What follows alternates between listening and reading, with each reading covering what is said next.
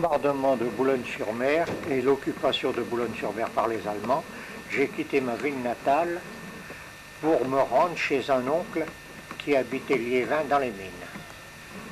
De là, ayant des diplômes, j'ai rentré aux ateliers centraux des mines de Liévin au service électrique. Après 7 années dans ce service, je suis rentré à la formation professionnelle en qualité de moniteur électricien. Puis, ayant formé des électromécaniciens pour le fond des mines, la première catégorie d'électromécaniciens, n'ayant aucun personnel d'encadrement, il m'a été demandé de descendre avec eux et j'ai accepté. J'ai donc encadré la première formation d'électromécanicien et je suis resté dans les services centraux d'Héouillères pendant environ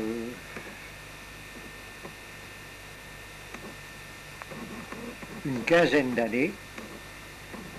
Puis j'ai quitté de nouveau le service électromécanique du fond pour rentrer à la formation de cadre d'Héouillères. Voilà en gros ma carrière. Et j'ai été 32 ans dans les services Héouillères, dont 22 ans dans les services du fond et 10 ans dans les services du jour. On appelle le service jour le service qui n'est pas au fond de la mine. Comment les a devenus mineurs aussi? Bien souvent, les mineurs étaient mineurs de père en fils, surtout à l'abattage.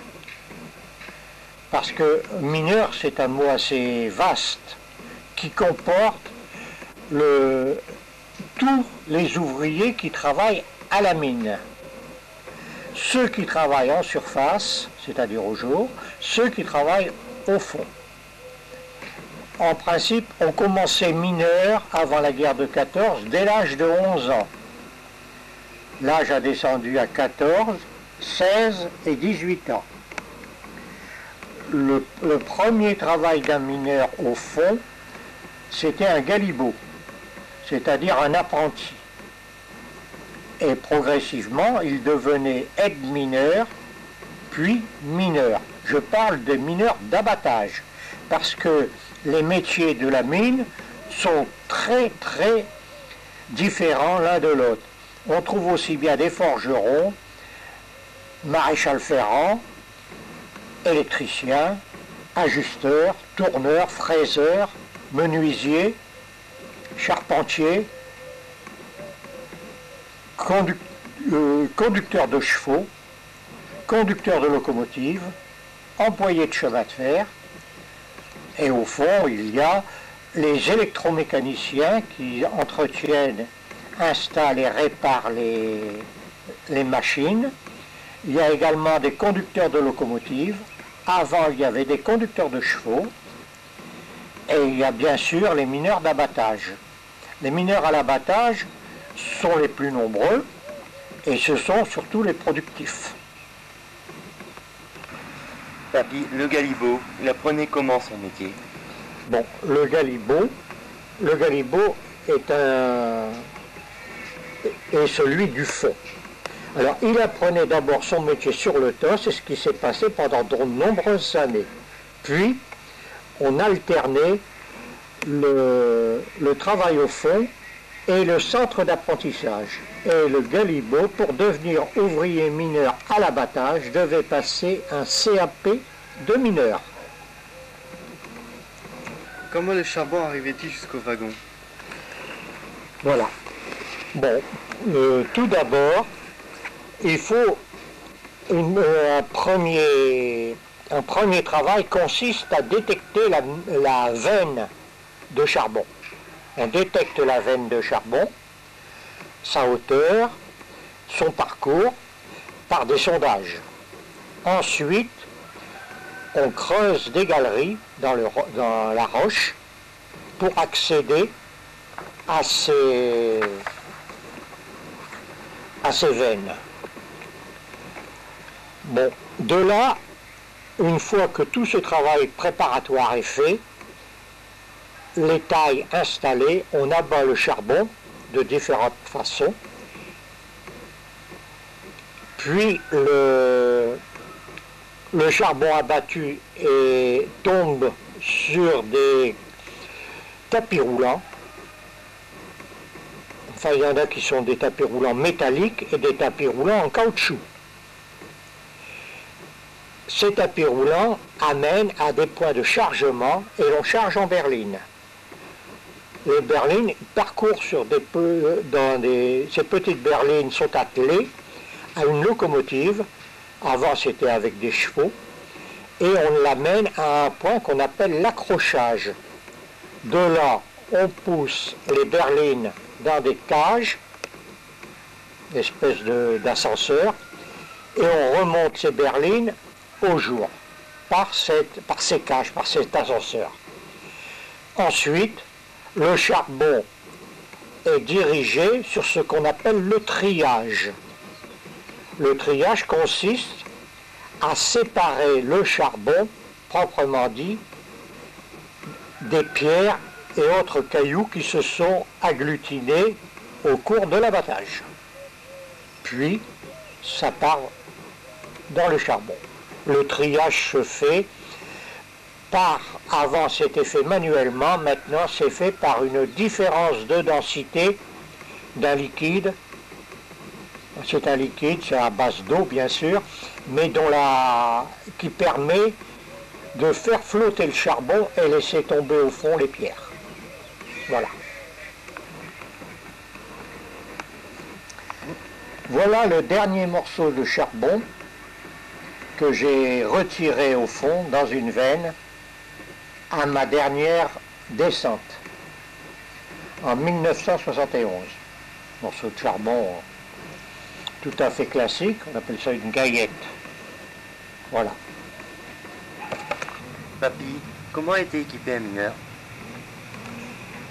Un mineur est équipé en fonction de son travail. Au début, le mineur était équipé d'espadrilles, de bleus de travail. Souvent, au lieu de bleus, c'était de vieux vêtements et d'une coiffe qu'on appelle barrette, d'un casque de protection. Mais sous ce casque de protection, le mineur met ce qu'on appelle un béguin pour éviter la poussière dans les cheveux, enfin pour diminuer la quantité de poussière qu'il y a dans les cheveux.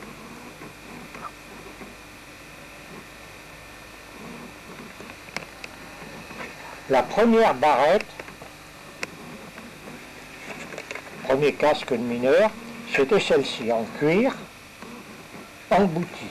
Voilà. Moi, je n'ai jamais porté ce type de barrette. Mon frère était 10 ans plus jeune que moi, mais lui, comme il était ouvrier, il avait ce type de barrette. C'est la sienne. Ensuite,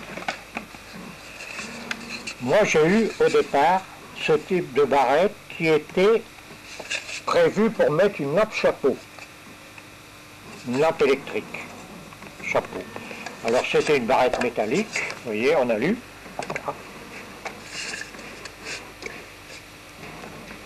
Mais cette barrette a été supprimée parce que dangereuse du fait qu'on avait l'installation de locomotives à trolley, les locomotives électriques, comme les trains électriques, avec des trolley au fond des mines. Alors donc on risquait d'accrocher accidentellement la barrette qui était conductrice avec un trolley. Donc cette barrette était supprimée. J'ai eu, par la suite, en remplacement, j'ai eu cette barrette.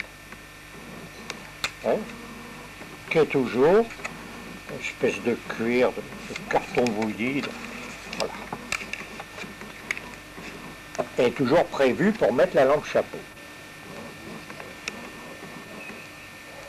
Mais lorsque l'on travaille dans les puits, c'est-à-dire soit pour passer des câbles, soit pour la réparation des puits, parce que les câbles électriques ou l'air comprimé qui va au fond, ou l'eau que l'on remonte du fond, parce que les puits seraient noyés s'ils ne remontaient pas, ben il y a ce type de barrette.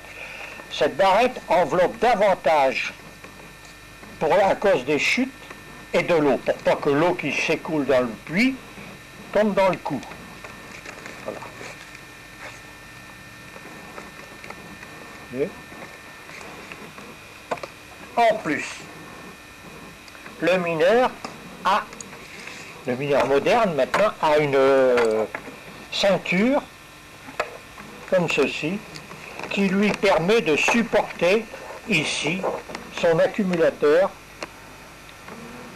pour alimenter sa lampe chapeau. Si on passe,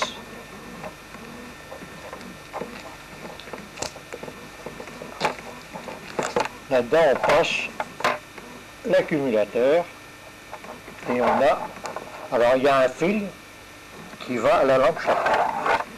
D'ailleurs, derrière, il y a le passage du câble et la lampe ici. La même chose ici. Et la même chose ici. Et le mineur a bien sûr des gants de protection, qu'il ne met pas toujours, et des chaussures de sécurité. Alors, chaussures de sécurité, c'est des chaussures qui peuvent recevoir des chocs. Hein. Vous savez ce que c'est que des chaussures de sécurité? Ça existe dans les usines. Ou des bottes de sécurité, suivant les cas. Hein, si on va dans des endroits humides, on a des bottes de sécurité. Et autrefois, je vous ai dit, au départ, c'était des espadrilles. Ils ont eu des sabots aussi. Mais maintenant, ça a été généralisé, la chaussure de sécurité est obligatoire. Il y a eu plusieurs méthodes d'abattage. D'abord, l'abattage manuel avec un pic. Ou ce pic ici, qu'on appelle pic à talon. Parce qu'il sert en même temps à frapper, il sert d'outil de frappe. Et il est encore utilisé dans certains endroits où ni l'air comprimé ni l'électricité ne sont arrivés. Avant, pour démarrer les installations, on se sert de cela. Puis, ça a été le marteau-piqueur, qui est un engin assez lourd et qui a été manipulé de très nombreuses pendant de nombreuses années. Marteau-piqueur avec ici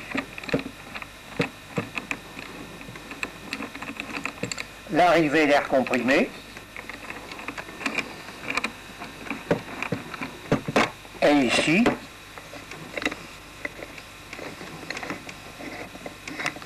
on avait une pointe appelée aiguille. Hein? Voilà. Et le marteau-piqueur a remplacé très avantageusement le marteau, le pic. Puis sont venues les différentes machines d'abattage, le rabot et la haveuse. Le rabot, comme son nom l'indique, rabote la taille tracté par une chaîne d'un côté puis de l'autre, alternativement, tandis que la haveuse, c'est une roue, qu'on appelle une fraise en mécanique, qui abat le charbon. C'est une roue équipée de pics qui tourne, et tout en tournant, elle avance, elle est tractée également par une chaîne, mais alimentée soit par un moteur à air, soit par un moteur électrique, de très forte puissance. Voilà. Alors évidemment, le charbon tombe dans des convoyeurs métalliques, convoyeurs à bande métalliques, et non pas Enfin, c'est un tapis roulant, si tu préfères. Papy, si on creuse tout le temps, ça va s'effondrer. Des précautions sont prises pour protéger. Premièrement, dès le départ, on a commencé par se protéger avec du bois. Et on le fait encore, du reste. Les outils du mineur étaient une scie qu'ils appellent pompeusement soviet. Et cette scie, les dents sont inclinées en sens contraire des scies ordinaires. Parce que le travail se fait à l'arrachement et permet, avec des rondins de différentes longueurs, et on travaille beaucoup à la hache. Avec cette hache, on fait des encoches pour permettre d'emboîter le soutènement horizontal et vertical, et même en biais. Voilà en gros le chemin. Mais ça a été remplacé par des étançons. Un étançon, en voilà un miniature, et voilà à quoi sert également le pic.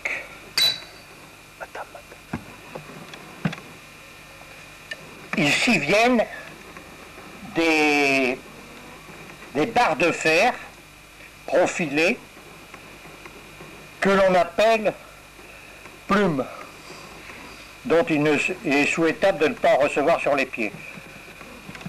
Là, il y a des... Alors les étançons sont répartis et permettent le passage. Alors la hauteur varie de 50 cm à 2 mètres. Mais 2 mètres, c'est plus dans le bassin de Lorraine, tandis que dans le bassin Nord-Pas-de-Calais, c'est des petites veines. Environ 1 mètre, 1 mètre 20. Il arrive qu'il y a des endroits où les ouvriers travaillent toute la journée allongés. C'est pas pour autant que c'est pas pénible. Quelles étaient les conditions de travail? Les conditions de travail étaient d'une très grande pénibilité, humidité, chaleur, poussière. Évidemment, danger avec le grisou. Tout a été fait pour améliorer ces conditions de travail. À titre d'exemple, voici ce qu'on appelle un généphone. C'est un téléphone qu'on utilisait au fond. Il suffisait de le raccorder à un autre appareil et il était autogénérateur, c'est-à-dire qu'il n'y avait aucune source de courant et éviter des déplacements considérables. Avant, il fallait parcourir toute une taille pour obtenir un objet quelconque. Il suffisait de donner un coup de généphone et on restait en contact permanent. Autre diminution de la pénibilité, ici la lampe de sûreté, la lampe à flamme, a été utilisée après la flamme nue. Bon, avant on utilisait des flammes nues et bon, inflammation de grisou, etc. Il y a eu donc cette lampe. À cette lampe a succédé la même, mais électrique. C'est-à-dire qu'elle comportait l'ampoule était en haut et dans la partie basse c'était l'accumulateur. Puis une amélioration considérable a été la lampe au chapeau. La lampe chapeau qui permet de voir dans toutes les directions. Dès qu'on tourne, on voit. Il y a deux possibilités, veilleuse ou code, comme sur une voiture. Lorsqu'on casse la croûte, on se met en position code. Ou lorsqu'on est transporté pour aller au travail, parce qu'au fond on est du point d'arrivée de la cage jusqu'au lieu de travail, on est transporté généralement dans des wagonnets, on se met en position code. Mais on ne peut jamais l'arrêter, cette lampe. Alors ça aussi, c'est une grosse amélioration, le fait de transporter le personnel, parce que entre le point du puits et le lieu de travail, il y a plusieurs kilomètres. Et ils étaient obligés de le faire à pied avant. Et maintenant, grâce aux wagonnets et aux locomotives, ils sont transportés directement. Des wagonnets aménagés spécialement pour le personnel. Il y a des questions également de sécurité. Une des questions de sécurité, c'est les éboulements. Et comme j'étais cadre, j'avais ceci, qu'on appelle une crochette. Ça nous permet de baumer, c'est-à-dire de sonder les terrains. C'est un outil multiple, parce qu'il est gradué de 10 cm à 10 cm.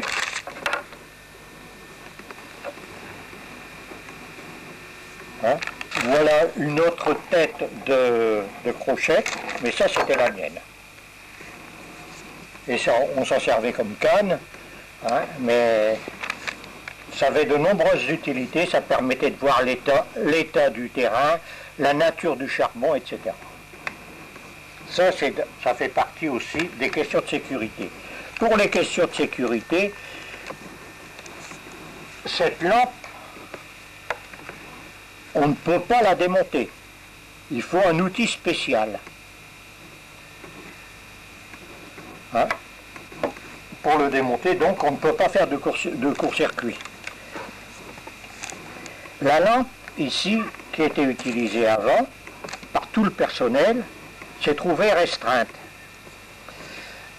Elle n'est utilisée que par le personnel d'encadrement, par les hommes isolés, c'est-à-dire ceux qui vont travailler seuls dans un coin, ceux qui vont, mettons, graisser les machines, qui partent d'un point à un autre, ont une lampe comme ça. Et les responsables de l'aérage sont ceux qui surveillent le grisou. Parce que l'on aère au fond, il y a deux puits, généralement, dans une fosse, il y a deux puits, un puits d'entrée d'air et un puits de retour d'air. Et il y a ce qu'on appelle des ventilateurs qui en réalité sont des aspirateurs. On aspire l'air d'un côté, de façon à faire rentrer l'air par le puits d'entrée d'air. Pour vérifier le grisou, il y a maintenant des appareils qu'on appelle des grisoumètres. Et ils sont même reliés directement au jour. Mais voici, avec la lampe de sûreté,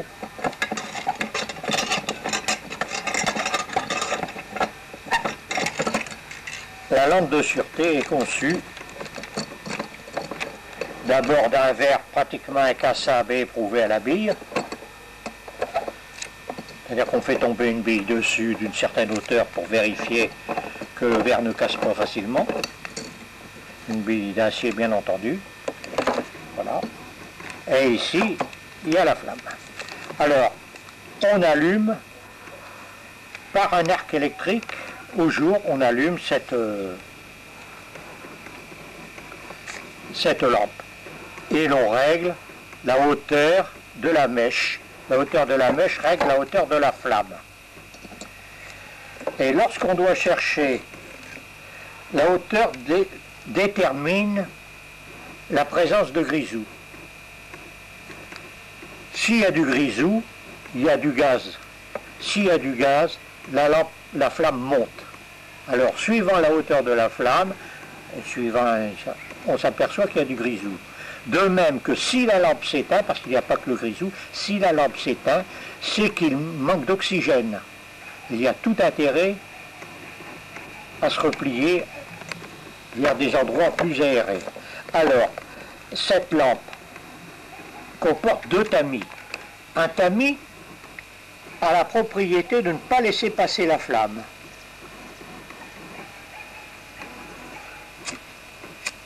Tu vois ? La flamme ne rentre pas à l'intérieur. Hein? Elle tourne, mais elle ne rentre pas à l'intérieur. Et par mesure de protection, on en met deux. Voilà. Alors, ici, le grisou, pour les chimistes, c'est du CH4. C'est un gaz qui émane de la Terre, des veines de charbon. C'est un composé de carbone et d'hydrogène, enfin c'est un mot scientifique, c'est la même chose que le butane.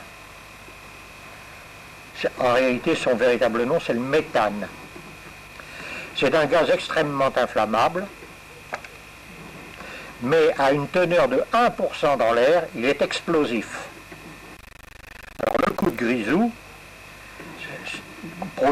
c'est une grosse explosion due à une étincelle ou à un échauffement anormal.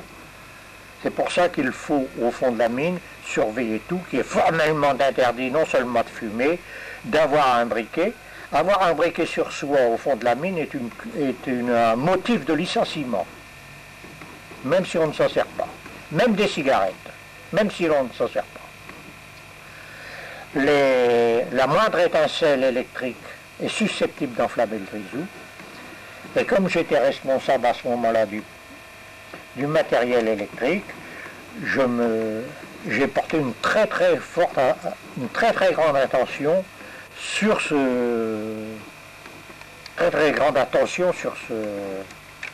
ces points qui sont vitaux. Parce que c'est comme à bord d'un bateau. Qu'on soit ingénieur ou qu'on soit galibot, tout le monde doit contribuer à la sécurité. Parce que nous risquons tous notre peau au moment où l'on descend. As-tu connu un coup de grisou? Oui, le dernier surtout en date, enfin j'en ai connu plusieurs. J'ai connu un coup de grisou au 7 de Liévin qui m'a profondément marqué parce que j'avais un ami intime avec qui je pratiquais le judo à l'époque qui a été tué. C'était le 2 février 64. Et le deuxième coup de grisou qui a eu lieu à Liévin, c'était la veille de ta naissance. C'est le 27 décembre 1974 où à Liévin, une fosse où j'ai beaucoup descendu, il y a eu 42 morts. Ça se passait dans la taille que l'on appelle taille sillon. Maladie professionnelle la plus courante. Bon, les mineurs ont plusieurs maladies professionnelles, notamment des dermatoses par exemple, hein, des maladies de peau. Mais la plus courante et la plus grave a été la silicose, c'est-à-dire la poussière de silice absorbée par les poumons. Cette poussière se répandant dans les poumons ne peut se dissoudre. Et au fur et à chaque fois que l'on respire, les particules de poumon irritent les alvéoles pulmonaires. C'est d'ailleurs de cela que malheureusement ton grand-père maternel est décédé, très jeune. Peut-on se protéger de la silicose? Eh bien la silicose a augmenté avec la mécanisation. Parce que on produisait davantage et l'on faisait beaucoup de poussière qu'avec un pic. L'air comprimé aidant, les fluides d'air comprimé, l'échappement des machines à air comprimé, ventiler la poussière dans l'atmosphère. Pour se protéger, la première des choses, c'était des arrosettes, c'est-à-dire comme on dispose dans les jardins pour arroser les pelouses. Cette pulvérisation d'eau faisait chuter les poussières en suspension. Et il y a également les masques. Les masques que l'on imbibait d'eau, des masques à éponge.